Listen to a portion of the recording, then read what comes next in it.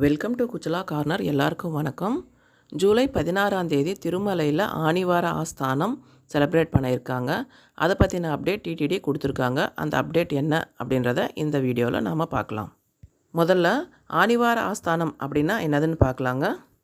ஆணிவார ஆஸ்தானம் அப்படின்றது accounting festival அப்படின்னு சொல்லுவாங்க.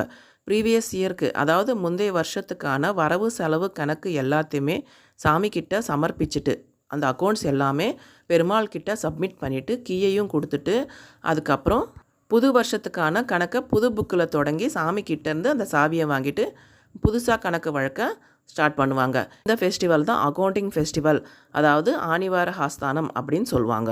இந்த ஆணிவார ஆஸ்தானம் ஃபெஸ்டிவல் இந்த வருஷம் ஜூலை 16ஆம் தேதி நடக்க இருக்குதுங்க. இன்றைக்கி ஈவினிங்கு புஷ்ப பல்லக்கி சேவையும் இருக்கும்.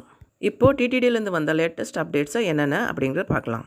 முதல்ல The traditional temple cleansing feat Koil Alvar Thirumanjanam in connection with Anivara Asthanam will be observed in Tirumala temple on July 9.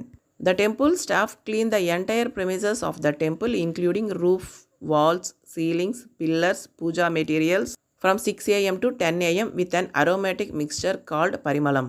TDD has cancelled Ashtadala Pada Padmaradhana Seva in connection with this feat. The ஆணிவார ஆஸ்தானம் will be observed on July 16 in Tirumala temple.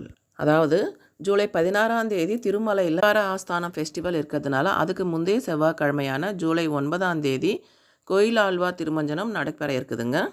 இந்த கோயில் ஆழ்வார் திருமஞ்சனம் அப்படின்றது கோயிலை சுத்தப்படுத்துகிற program. இது வருஷத்தில் 4 வாட்டி நடக்கும்.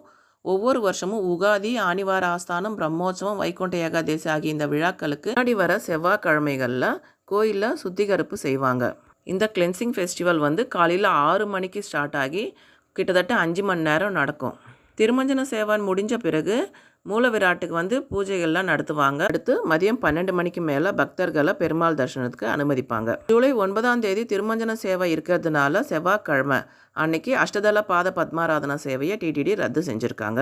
அடுத்த update பாருங்கள். ஓவிங் டு கோயில் ஆழ்வார் திருமஞ்சனம் and ஆணிவார ஆஸ்தானம் on July 9 and 16 respectively, TTD has cancelled VIP break darshan in those 2 days.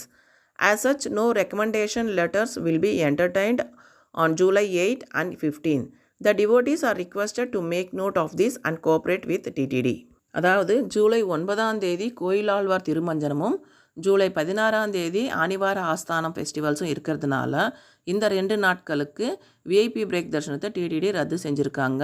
அதனால் ஜூலை 8ஆம் தேதி மற்றும் 15ஆம் தேதிகளில் ரெக்கமெண்டேஷன் லெட்டர்ஸை அக்செப்ட் பண்ண மாட்டாங்க அப்படின்னு டிடிடி சொல்லியிருக்காங்க. ஸோ ஜூலை 16ஆம் தேதி ஆணிவார ஆஸ்தானம், அதாவது அக்கௌண்டிங் ஃபெஸ்டிவல் இருக்கிறதுனால அன்னைக்கு விஐபி பிரேக் தர்ஷனை டிடிடி கேன்சல் பண்ணியிருக்காங்க.